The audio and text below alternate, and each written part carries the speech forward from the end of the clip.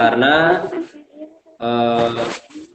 sejatinya yang menutup kegiatan ini adalah Bapak Dr. Andes Saraya, tetapi pada kesempatan ini kebetulan bentrok kegiatan dengan ada webinar di Kanwil Kementerian Agama Provinsi Jawa Barat memperingati Hardiknas. Ya, kebetulan hari ini sedang berlangsung mulai jam 9 tadi. Anakku sekalian, panitia memohon untuk memberikan materi, salah satu materi sanlat, ya, diantaranya adalah mewujudkan siswa yang cerdas dan berkarakter. Ya, mudah-mudahan materinya mengena, ya, mudah-mudahan bukan untuk kalian saja, termasuk untuk diri Bapak sendiri, ya, dalam rangka apa? Karena penting sekali materi ini, ya. Oke, kita awali saja. Nanti mohon panitia juga menampilkan slide yang sudah dipersiapkan, ya. Karena sesuai dengan edaran dari Kepala Kanwil Kementerian Agama bahwasanya kegiatan Ramadan ini diisi dengan kegiatan kerohanian dan dalam rangka menumbuhkan karakter bangsa. Ya, jadi selain materi-materi bernuansa agama Islam, juga materi yang berkaitan dengan membangkitkan semangat kita sebagai bangsa Indonesia. Bapak ingin berangkat, bisa di-share? Oke. Bapak ingin berangkat dari sebuah hadis yang mungkin sangat familiar bagi kita semua, ya, yaitu man arafa nafsahu arafa robahu. Artinya barang siapa mengenal dirinya maka akan mengenal Tuhannya. Bahkan ini dipopulerkan sekali oleh para ahli filsafat. Jadi barang siapa mengenal dirinya, ya, maka akan mengenal Tuhannya. Barang siapa mengenal dirinya maka akan mengenal Allah, ya. Mengenal bagaimana dia diciptakan, untuk apa dia diciptakan, ya. Untuk apa saya diciptakan. Kanggo naon sih orang diciptakan di alam dunia teh? Kanggo naon orang dihirupkan ke Allah teh? Terus akhirnya badai kumaha. Nah, sehingga kan kita berpikir dengan pengalaman-pengalaman yang dialami oleh orang lain. Ternyata orang lain pun dilahirkan, kemudian dibesarkan oleh kedua orang tua, menjadi remaja, menjadi dewasa, dan pada akhirnya akan meninggal. Nah, ini apa sebetulnya? Oh, ternyata hidup ini ada yang mengatur, Allah. Ya. Kemudian ketika berpikir tentang hakikat jasad, hakikat badan, hakikat dirinya, tangan, penciptaan tangan itu untuk apa sebetulnya? Ya. Kemudian kaki dan semua panca indera. Nah, Bapak kemudian berangkat kepada Al-Quran surat Ar-Ra'd. Ini surat ke berapa? Kakak? Ke-13 ya. Ar-Ra'd ayat ke-11. Yang artinya sesungguhnya Allah tidak akan merubah nasib suatu kaum sehingga mereka merubah keadaan mereka sendiri ketika berpikir tentang penciptaan dirinya, ya, hingga mengenal Tuhannya, ya. Kemudian dikaitkan juga dengan surah Ad-Dariyat ayat 56, ini juga familiar sekali. Wa ma khalaqtul jinna wal insan illa liya'budun. Dan sesungguhnya Allah menciptakan jin dan manusia tidak lain hanya untuk beribadah. Ternyata kita diciptakan ke dunia ini untuk beribadah, ya. Kemudian konsep kehidupan ini harus seimbang. Konsep kehidupan untuk dunia dan akhirat. Bahkan kita dihidupkan di dunia ini kan dalam rangka apa? Mengumpulkan bekal untuk akhirat nanti. Karena kehidupan yang sejati itu adalah nanti di akhir. Oke, selanjutnya silakan. Siswa adalah bagian dari generasi muda, generasi penerus, ya. Generasi merupakan aset bangsa yang sangat berharga. Karena maju mundurnya suatu bangsa, ya, maju mundurnya bangsa Indonesia itu tergantung dari pemuda atau generasinya, termasuk kita semua, termasuk kalian, ya. Kalian yang berada di ruangan ini ataupun yang berada di rumah masing-masing adalah generasi penerus. Kalau generasinya potensial, kalau generasinya siap dengan tantangan, generasinya siap mengisi masa depan bangsa dan negara ini, maka bangsa dan negara ini juga akan maju ke depannya. Tapi sebaliknya, kalau generasinya tidak siap, ya, dengan keilmuan, dengan skill ataupun keterampilan-keterampilan, ya, di mana bangsa dan negara ini membutuhkan kalian, maka yang terjadi adalah sebaliknya. Bahkan mungkin bangsa dan negara ini akan hancur, ya. Karena dikatakan generasi muda adalah tulang punggung bangsa dan negara ini yang akan meneruskan nanti. Oke, tujuan pembangunan nasional dapat tercapai bila didukung oleh seluruh komponen bangsa, termasuk adalah generasi muda. Sehebat apapun alat teknologi canggih, kalau generasinya tidak ada yang meneruskan, maka akan terputus, ya, akan habis. Berikutnya, generasi cerdas adalah generasi yang mempunyai pengetahuan luas, potensi diri yang tinggi, mempunyai keahlian dan juga keterampilan serta produktif. Nah, ini kata kuncinya adalah memiliki keahlian, keterampilan serta produktif. Apa itu produktif? Ya. Iya, menghasilkan sesuatu baik untuk dirinya maupun untuk orang lain, untuk lingkungan sekitarnya. Nah, itu. Slide berikutnya. Oke, ini juga mungkin yang sering ikut kajian-kajian pernah atau sering mendengar istilah kecerdasan berpikir. Bapak ingin mengklasifikasikan bahwa pada diri manusia itu ada jenis apa? Ada 3 jenis kecerdasan. Ada intelligence quotient, ada emotional quotient, ada spiritual quotient. Slide berikutnya. Apa itu intelijensi ataupun kecerdasan? Quotient di sini, ya. Kecerdasan itu erat kaitannya dengan kemampuan kognitif yang dimiliki oleh setiap individu, oleh setiap orang, ya. Slide berikutnya silakan. Yang pertama kita lihat intelligence quotient atau IQ, ya, adalah kemampuan untuk menganalisis dan rasio logika seseorang. Sehingga IQ berhubungan dengan kemampuan berbicara, kesadaran akan hal-hal yang ada di sekitarnya dan penguasaan matematis. Nah, ini berkaitan dengan IQ, ya. Semua orang dibekali oleh Allah dengan 3 kecerdasan tadi. Hanya 3 kecerdasan tadi akan tergantung pada individu masing-masing. Apakah diasah atau tidak? Ya. Kenapa? Karena potensi ini sudah anugerahkan Allah kepada setiap manusia. Ya. Nah, inilah yang membedakan manusia dengan makhluk yang lainnya. Yaitu apa? Kalau makhluk lain tidak diberikan akal pikiran, dan akal pikiran manusia ini ada klasifikasinya tadi, ya. Manusia diberikan nafsu, hewan dikasih nafsu juga. Manusia diberikan akal pikiran, hewan tidak. Nah, itu yang membedakan.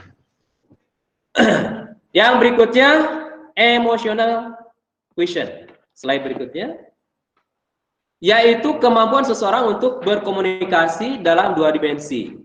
Jadi arah kepribadinya atau intrapersonal dan lingkungan luar pribadinya atau interpersonal. Jadi yang tadi mengenal dirinya kalau intrapersonal, ke dalam, ya. Bagaimana orang lain akan mengenal kita kalau kita sendiri tidak mengenal diri sendiri?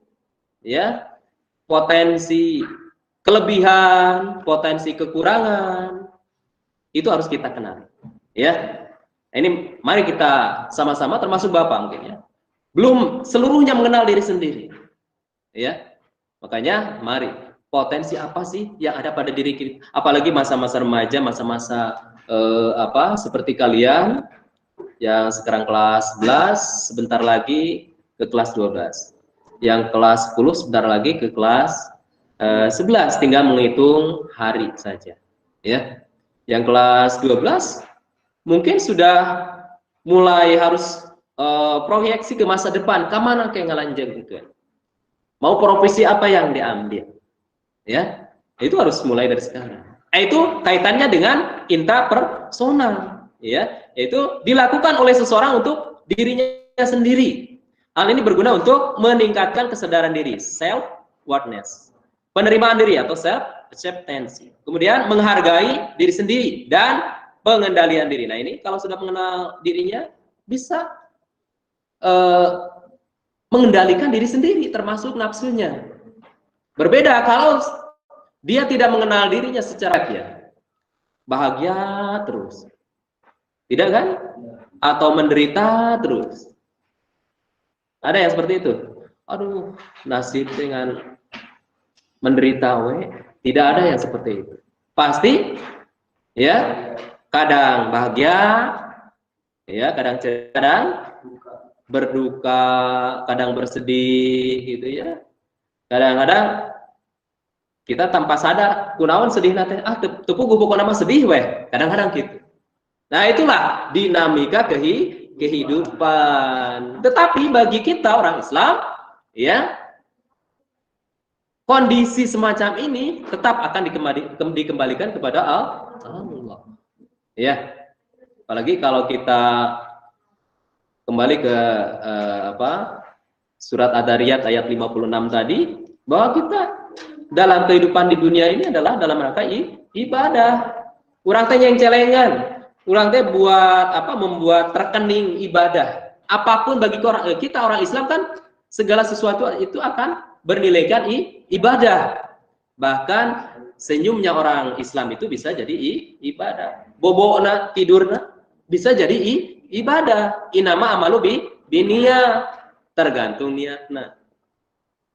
Hidup sedaerah ini terutama panitia dari rumah ke sekolah dalam rangka menjalankan tugas sebagai panitia, mendesain kegiatan ini. Bismillahan di bumi teh, langkahkan kaki kanan, Bismillah, ya, karena Allah insya Allah akan jadi ibadah. Selain kita akan mendapatkan pengalaman dan ilmu. Ini kalian orang-orang beruntung, para panitia termasuk juga para peserta yang ikut dalam kegiatan ini, ya. Kalian adalah orang-orang beruntung karena tidak semua peserta didik atau siswa berkesempatan jadi ada di posisi kalian, baik yang jadi panitia maupun peserta, ya. Yang peserta walaupun diwajibkan oleh setiap guru yang mengajar pada saat ini atau pada minggu ini, kalau Bapak diwajibkan untuk setiap yang kelas yang Bapak ajar untuk minggu ini adalah sekarang hari ini, ya, yang membuat screenshot, ya, sebagai bukti keikutsertaan. Yang ikut adalah yang beruntung karena tidak setiap peserta didik berkesempatan hadir di sini, ya. Yang tidak ikut mungkin berbagai alasan. Ada alasan sakit atau alasan kuota dan lain-lain. Tapi kalau dikembalikan, itu takdir Allah, ya. Allah kan banyak cara untuk memberangkatkan niat dan hati seseorang, ya. Oke, selanjutnya konsep dasar terkait watak atau karakter, karena ada dua materi sebetulnya, ada terkait kecerdasan, ada karakter, ya, atau watak. Watak atau karakter menurut pandangan Ki Hajar Dewantara, ini Ki Hajar Dewantara ada yang tahu semua, ya? kebetulan tanggal 2 kemarin kita memperingati Hari Pendidikan Nasional. Nah, beliau ini adalah tokoh penggagas utama atau pertama, bahkan yang mendirikan sekolah pertama di Indonesia, ya, sehingga dikenal sebagai tokoh pendidikan, ya. Itu Ki Hajar Dewantara dengan slogan pendidikannya apa? Ing Arso Sung Tulodo, ing Madyo Mangunkarso, tut wuri handayani, ini masih dipakai sampai sekarang. Karakter itu adalah paduan daripada segala tabiat manusia yang bersifat tetap. Jadi tetap, ya. Tapi bisa berubah. Ya. Tetap tapi bisa berubah. Ya. Sehingga menjadi tanda yang khusus yang membedakan dia dengan orang lain. Ya. Yang kembar sekalipun, pasti karakternya ada perbedaan. Wajah bisa sama. Struktur fisik mungkin sama, tapi karakter akan berbeda. Mungkin orang awam yang jarang ketemu melihat yang kembar itu sulit untuk membedakan. Tapi orang tuanya yang mengenal karakternya atau saudara yang mengenal karakternya pasti tahu. Oh, ini Ina, ini Ani misalnya, karena kembar, ya. Atau nama yang lain, ya. Kemudian karakter itu terjadi karena perkembangan dasar yang telah kena pengaruh ajar. Ki Hajar Dewantara menegaskan yang dinamakan dasar itu yaitu bekal hidup atau bakat anak dari alam sebelum lahir. Jadi pembawaan lahir. Apa ini? Gen, ya. Jadi gen yang diturunkan dari kedua orang tua itu, ya. Tapi juga kena pengaruh ajar. Ajar ini dari apa? Dari hasil pendidikan. Atau ajar ini adalah dari lingkungan. Jadi karakter itu ada pembawaan dari gen secara biologis, ya. Ada pengaruh dari lingkungan atau hasil pendidikan, ya. Nah, makanya guru-guru kita biasanya menyarankan, ya, bergaulah kamu dengan orang-orang soleh, dengan orang-orang baik, maka kamu akan ikut terbawa baik. Atau ada pepatah bijak mengatakan, kalau bergaul dengan tukang minyak wangi, maka kita akan terbawa wanginya atau minimal menghirup wangi parfum tersebut, gitu, ya. Sebaliknya, kalau kita bergaul dengan pedagang ikan asin mungkin, ya, misalnya, itu perumpamaan, itu kita juga akan mungkin pernah nyenggol atau minimal mencium bau ikan asinnya. Nah, itu seperti itu. Maka lingkungan pun ikut membentuk karakter atau watak seseorang. Itu. Ada pendapat lain dari Suyatno 2009 menegaskan karakter itu cara berpikir dan berperilaku yang menjadi ciri khas setiap individu untuk hidup dan bekerja sama baik dalam lingkup keluarga, masyarakat, bangsa, dan negara. Oke, slide berikutnya. Nah, bagi kita bangsa Indonesia, ya, yang dimerdekakan tanggal 17 Agustus 1945, kemudian roh kemerdekaannya itu sudah dibangun dari tahun 1908, kemudian dicetuskan kembali, dieratkan kembali oleh para pemuda tahun 1928. 28 Oktober tahun 1928. Tapi gerakan untuk membangun bangsa ini sudah jauh hari, ya. Nah, nilai-nilai karakter utama yang disepakati kita sebagai bangsa Indonesia itu diantaranya adalah nilai religius. Nah, ini jelas tercantum di dalam sila pertama Pancasila, ketuhanan yang Maha Esa, ya. Ini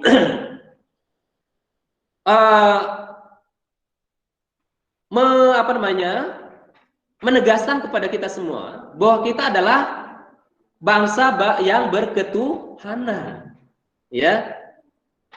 Wabil khusus kita, ya, sebagai bangsa Indonesia dan sebagai orang Islam. Apalagi kalau kita lihat fakta sejarah, ya, mayoritas yang berjasa dalam membangun bangsa ini, yang memerdekakan bangsa ini adalah orang Islam. Kita harus berbangga. Dan kebanggaan itu harus dibuktikan dengan apa? Peran serta kita. Dalam apa? Mengisi masa depan bangsa dan negara kita. Ya. Pertama, religius. Ini menandakan bahwa kita adalah bangsa yang berketuhanan, ya, bukan bangsa ateis atau tidak meyakini adanya Tuhan. Nah, itu jelas ini ditolak. Yang kedua, nasionalis, ya, nasionalisme. Yang ketiga, mandiri, artinya tidak bergantung kepada bangsa lain, ya.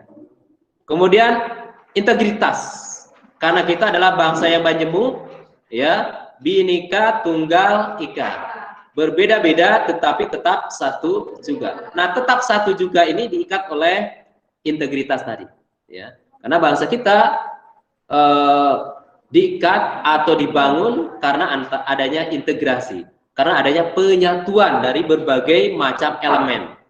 Majemuk akan suku bangsa, majemuk akan adat istiadat, ya, bahkan kita dipisahkan oleh pulau-pulau karena negara kita adalah negara kepulauan, tetapi diikat oleh NKRI, Negara Kesatuan Republik Indonesia. Ya, walaupun banyak sekali tantangan, ya, diantaranya gerakan-gerakan separatis seperti yang terjadi dulu ada di Aceh. Sekarang yang masih berlangsung adalah di Papua, ya, bahkan banyak menelan korban baik aparat militer maupun aparat sipil. Ya, mudah-mudahan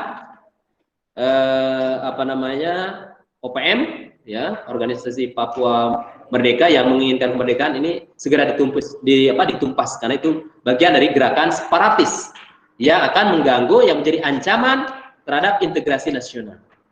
Kemudian gotong royong, kerjasama. Nah, ini adalah nilai-nilai karakter utama yang harus dimiliki oleh setiap bangsa, ya, oleh setiap kita, karena kita adalah bagian dari bangsa. Apalagi kalian adalah generasi penerus bangsa dan negara ini. Dilanjut, nah, nilai-nilai karakter tadi, yang pertama religius, diantaranya adalah toleransi, cinta damai, ya, makanya kita mengecam keras adanya tindakan-tindakan terorisme, apalagi mengatasnamakan label Islam. Aduh, ada dianugerahkan oleh Allah, kemudian diasah, ya, sehingga ini bisa dimaksimalkan, bisa dimanfaatkan untuk diri sendiri dan untuk lingkungan kita, ya, dimanapun kita berada. Nah, inilah generasi yang bisa dibanggakan, terutama oleh orang tua kita, ya, generasi yang juga menjadi harapan bangsa dan negara ini, ya. Generasi yang cerdas dan berkarakter juga adalah generasi yang kuat berpijak pada kepribadian sebagai jati dirinya dan menghormati kepribadian dan jati diri orang lain. Karena kita itu adalah makhluk sosial. Kita tidak hidup sendiri, ya. Selain kita ada orang lain. Ingin dihargai, maka hargai orang lain, ya. Nah, itu sementara barangkali untuk materi dari Bapak. Kalau ada waktu mungkin ada sesi tanya jawab, ya. Kalau tidak ada waktu mungkin nanti dilanjutkan ke penutupan. Demikian sementara, dikembalikan kepada pengatur waktu dan pembawa acara. Dipersilakan. Baiklah, kita memasuki sesi tanya jawab kepada Akang Teteh, baik itu panitia maupun peserta. Jika ada yang ingin bertanya, dipersilahkan.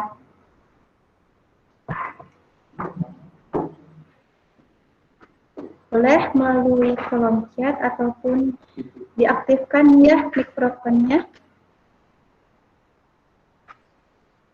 Ada yang mau bertanya?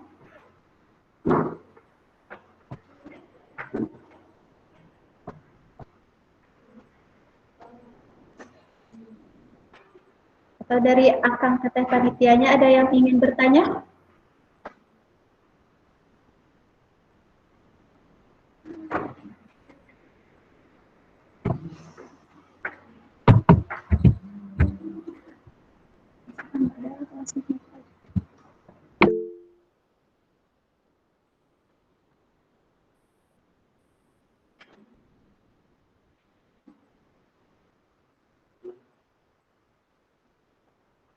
Silakan, ada?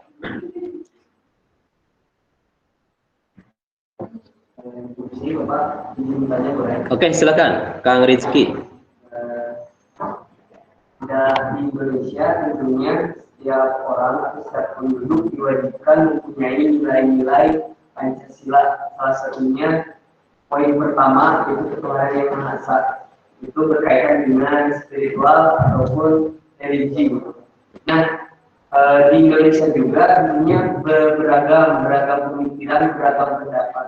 Nah, Indonesia itu kan mewajibkan untuk mempunyai nilai-nilai sila dan Pancasila tersebut 5 poin ini.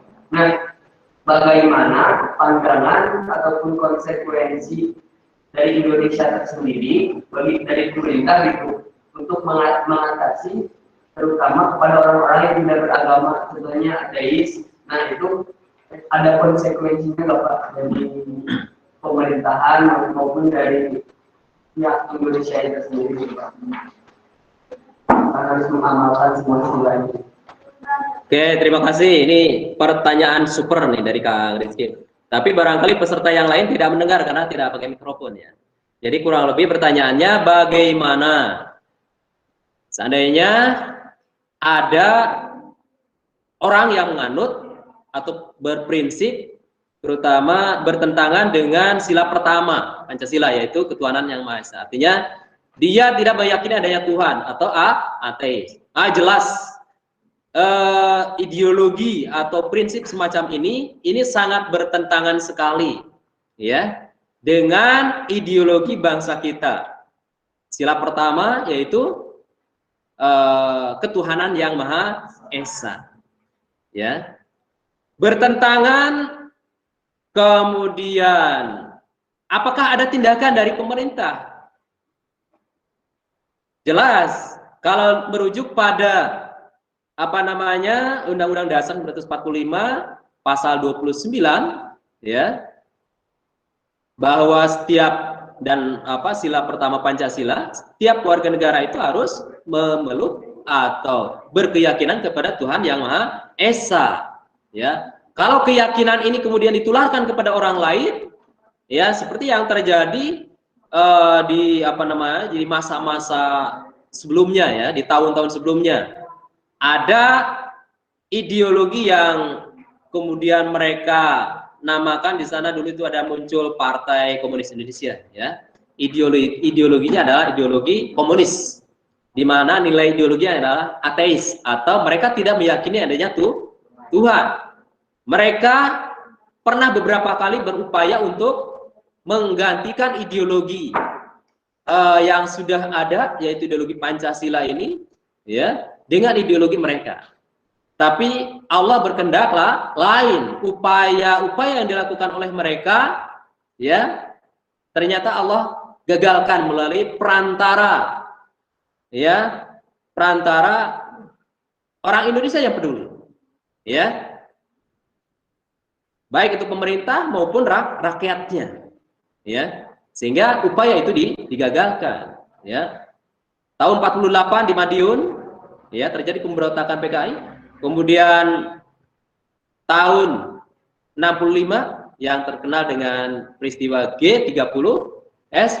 Nah, itu juga bisa digagalkan ya, walaupun banyak yang itu dari versi mereka mengatakan bahwa itu adalah skenario dari Presiden Soeharto ya. Padahal jelas-jelas nilai ateis itu bertentangan. Nah, kondisi sekarang seperti apa? Nah, ini juga kita harus waspada. Bahkan beberapa media kan menyiarkan atau memberikan informasi kepada kita, ternyata upaya untuk memunculkan kembali ya upaya-upaya untuk memunculkan kembali ideologi-ideologi yang jelas-jelas bertentangan baik dengan nilai Pancasila atau dengan nilai agama kita. Ini ada pihak-pihak yang ingin memunculkan kembali. Bahkan konon wallahu alam ya, sekarang lembaga-lembaga negara itu mulai disusupi. Bahkan ada yang terang-terangan mengaku dirinya adalah keturunan komunis. Ya mungkin ideologi yang dianut oleh orang tuanya dia juga menganut. Ya. Bahkan sekarang duduk di DPR, jadi anggota DPR. Nah, ini bahaya kan? Belum lagi mereka-mereka yang tidak terang-terangan mengakui dirinya sebagai anak cucunya atau berideologi serupa. Nah, kita sebagai bangsa, ya, apalagi kalian sebagai generasi, ini harus waspada. Kewaspadaan itu bagaimana dilakukan? Kita bentengi diri kita. Kita tularkan nilai-nilai nasionalisme tadi, nilai-nilai ideologi, ya, kita sebagai bangsa Indonesia kepada orang lain. Pak, kumaha lamun aya nu menyebarkan ateis tadi. Nah, kita adalah negara hukum, ini jelas-jelas bertentangan. Kalau kita melihat fakta data, ya kita laporkan kepada yang berwajib kalau jelas-jelas itu. Karena ini bertentangan. Itu barangkali ya Kang Rizky. Mudah-mudahan tidak puas, nanti cari lagi referensi lain. Yang lain? Ya, terima kasih kepada Kang Rizky yang sudah bertanya. Dipersilakan kepada yang lainnya. Ada yang bertanya. Asal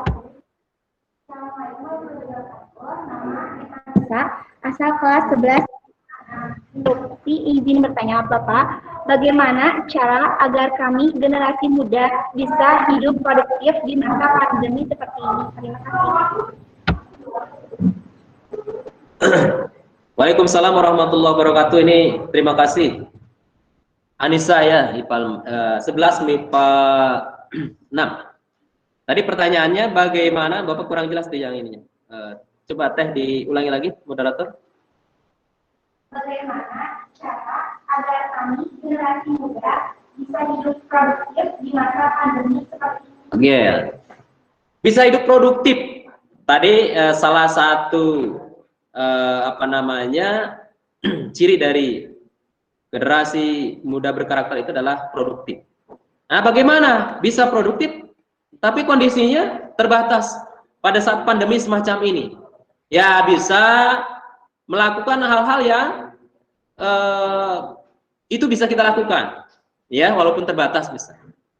Ya contoh seperti yang sekarang kita lakukan. Ini bagian dari kegiatan yang produktif, ya. Mengadakan kegiatan sanlat ini produktif. Kemudian mengikuti saja sebagai peserta itu juga produktif. Kumaha produktifnya? Ah ini kan jadi ilmu, jadi pengalaman, jadi pengetahuan. Itu dari sisi keilmuan. Kemudian misalnya, apalagi sekarang Bapak yakin ini Bapak sendiri kalah kalau berkaitan dengan IT ya. Banyak mungkin di antara kalian juga banyak ya, seusia kalian ini memanfaatkan kondisi pandemi semacam ini dengan apa? Dengan bisnis online. Produk nama sederhana, tapi kalau partai atau jumlahnya banyak, ternyata bisa membantu uang saku te nyungkeun ka sepuh deui. Akhirnya orang tuanya bertanya, nah haneng tera nyungkeun acis aya nama. Oh ternyata dia, orang tuanya juga tidak tahu ternyata dia bisnis online, ya, dengan memanfaatkan aplikasi online yang ada. Nah ini hebat nih. Itu kegiatan produktif yang bisa kita lakukan. Atau banyak penyedia pelatihan atau yang sifatnya online. Selain kita belajar di sekolah karena terbatas, akan mengikuti bimbel online di beberapa penyedia aplikasi, ya. Banyak sih sebetulnya, untuk menambah wawasan saja.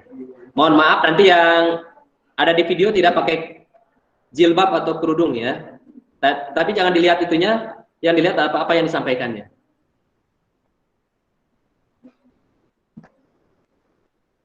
Tidak ada, kalau tidak ada nanti ini kan aja. Oh.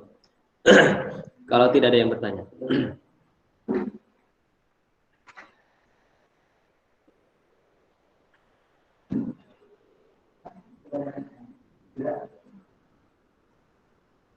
Baiklah, jika tidak ada yang bertanya lagi, kami tutup sesi penelitiannya. Berikutnya ada tampilan materi dari Bapak Nabi Jainuddin. Silakan akan kita semua saksikan dan